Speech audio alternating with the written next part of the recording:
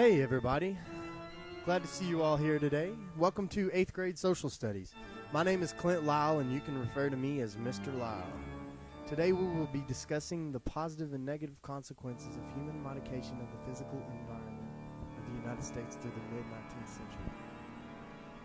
When cities on the eastern seaboard such as Boston and New York grew larger and more populated, western expansion slowly spread because there was great need for agriculture to feed the masses of people. Many people that came to America were accustomed to the life of a farmer, so naturally, a great many families were intent on not living in the city. They wanted to have their own farm to live off of, feeding their own family and selling their crops that they did not need. As people moved out to farm, gradually they had to settle further west, at the frontier, or the edge of civilization as they knew and understood it. The reason they had to go further west was, of course, because they wanted a large area of land.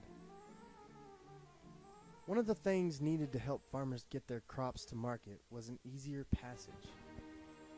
Farmers a good distance from the city at times would have rather moved their crop down the Mississippi River and up the Atlantic coast than take wagons on the rough terrain through the Allegheny Mountains or the Appalachians. It was too slow over land and too costly to get it to market.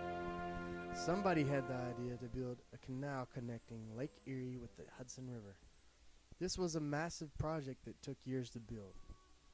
Once completed, it had a great impact on the spread of civilization because you could give and receive goods from a long distance with relative ease. Farmers could start farms hundreds of miles away from cities and still sell their products to people.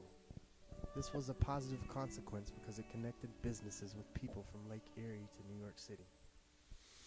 Another positive was the National Road. Like the Erie Canal, it connected farms to markets and was the first federally funded highway.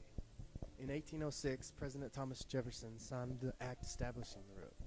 It wasn't until 1834 that the road was completely built, however, and it crossed from Illinois to Maryland, or from Maryland to Illinois, however you want to say it. The more negative consequences of human changes to the land came through the textile factories and dams that disrupted the water supply and disrupted natural habitats of native species of wildlife.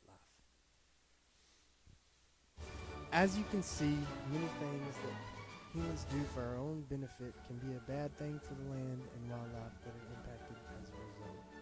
So we always need to be conscious of how we can be a positive player in our